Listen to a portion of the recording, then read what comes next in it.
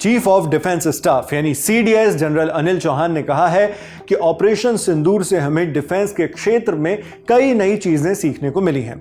इससे हमें पता चला है कि किस तरह से स्वदेशी रूप से विकसित काउंटर यूएएस सिस्टम हमारे लिए अब बेहद महत्वपूर्ण हो गए, बहुत जरूरी हो गए हैं। 16 जुलाई को नई दिल्ली के मानेकशॉ सेंटर में आयोजित डिफेंस वर्कशॉप के दौरान सीडीएस ने कहा, ऑपरेशन सिंदूर ने हमें दिखाया है कि हमारे इलाके के लिए स्वदेशी रूप से विकसित काउंटर यूएएस सिस्टम क्यों महत्वपूर्ण है। काउंटर यूएएस सिस्टम जो ड्रोन जैसे मानव रहित हथियारों को काउंटर करने के लिए इस्तेमाल किए जाते हैं, हमें अपनी सुरक्षा के लिए इसमें इन्वेस्ट करना चाहिए।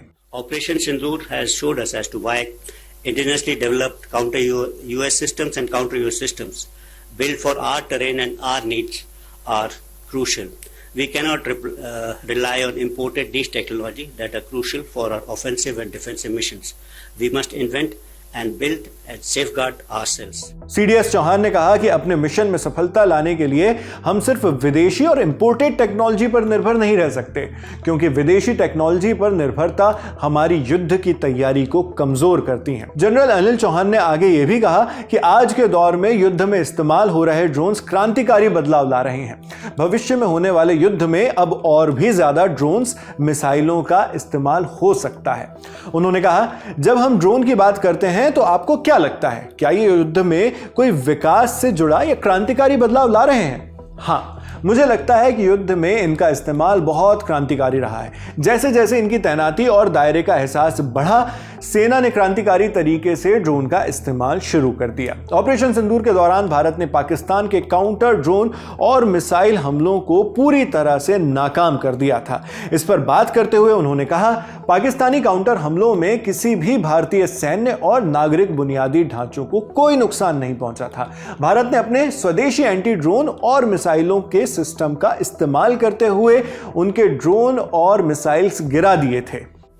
During Operation Sindoor on 10th of May, Pakistan had used unarmed drones and loiter munitions. None of them actually could inflict any damage to Indian military or civilian infrastructure.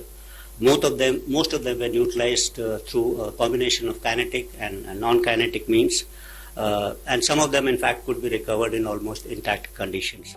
CDS general Anil Chauhan ने पहले भी कई बार यह बताया है कि किस तरह से भारत ने पाकिस्तान को ऑपरेशन सिंदूर के दौरान करारी शिकस्त दी है। अब वो बता रहे हैं कि किस तरह से आने वाला समय पूरी तरह से ड्रोन्स, मिसाइलों का दौर है। हम कल के हथियारों के साथ युद्ध नहीं जीत सकते। ये तमाम बातें सीडीएस अनिल चौहान ने एक बार फिर से दोहराई हैं, उन पर जोर दिया है। बाकी इस पूरी खबर पर आपका क्या सोचना है, हमें कमेंट बॉक्स में लिखकर जरूर बताएं। आपके लिए तमाम जानकारी जुटाकर इस वीडियो की स्क्रिप्टिंग की थी हमारे साथी शुभम ने। मेरा नाम नावेद है, आप देखते रहिए दी लल्लन टॉक। शुक्रिया।